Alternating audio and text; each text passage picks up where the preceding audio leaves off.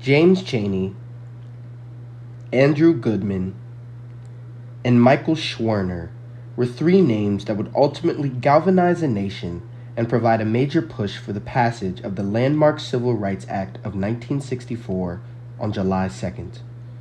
The murder of the three men is often referred to as the Freedom Summer Murders or the Mississippi Civil Rights Workers' Murders. All three were associated with the Congress of Racial Equality, also known as CORE. In addition, they were also working with the Freedom Summer Campaign by attempting to register African Americans in Mississippi to vote. All three men believed their work was necessary, but it was also incredibly dangerous. In 1964, Ku Klux Klan membership was on a substantial rise, with membership reaching more than 10,000. The Klan was always prepared to use violence to fight the civil rights movement. Over the course of the summer of 1964, members of the Klan burned 20 black Mississippi churches. On June 16th, Klan members targeted Neshoba County's Mount Zion Baptist Church, where Schwerner had spent time working. Before burning the church, the Klan severely beat several people who had been attending a meeting there. Schwerner, however, was not there that day. He had gone to Oxford, Ohio, to train a group of Freedom Summer volunteers. Upon returning to Mississippi, Schwerner, Goodman, and Chaney visited the charred remains of Mount Zion. On the drive back to Meridian, their station wagon, known to law enforcement as a CORE vehicle, was stopped and police arrested all three. Chaney, who had been driving, was charged with speeding, while Schwerner and Goodman were held for investigation. Chaney, Goodman, and Schwerner were released and drove off in the direction of Meridian in a blue station wagon. By preordained plan, KKK members followed. The activists were never heard from again. As the three left town in their car, they were followed by law enforcement and others. Before leaving Neshoba County, their car was pulled over. The three were abducted, driven to another location, and shot to death at close range. The bodies of the three men were taken to an earthen dam where they were buried. The disappearance of the three men was initially investigated as a missing persons case.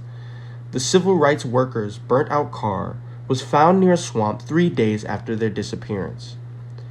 An extensive search of the area was conducted by the FBI, local and state authorities, and 400 United States Navy sailors. Their bodies were not discovered until 2 months later, when the team received a tip. During the investigation, it emerged that members of the local White Knights of the Ku Klux Klan, the Neshoba County Sheriff's Office, and Police Department were involved in the incident. The murder of the activists sparked national outrage and an extensive federal investigation, filed as Mississippi Burning, which later became the title of a 1988 film loosely based on the events. In 1967, after the state government refused to prosecute, the United States federal government charged 18 individuals with civil rights violations. 7 were convicted and received relatively minor sentences for their actions. Outrage over the activists' disappearances helped gain passage of the Civil Rights Act of 1964. The trio were ultimately shot and murdered by the Ku Klux Klan because Chaney was African American and Goodman and Schwerner were both Jewish. 41 years after the murders took place, one perpetrator, Edgar Ray Killen, was charged by the state of Mississippi for his own part in the crimes. In 2005, he was convicted of 3 counts of manslaughter and was given a 60-year sentence. On June 20th, 2016, federal and state authorities officially closed the case, ending the possibility of further prosecution. Killen died in prison in January 2018.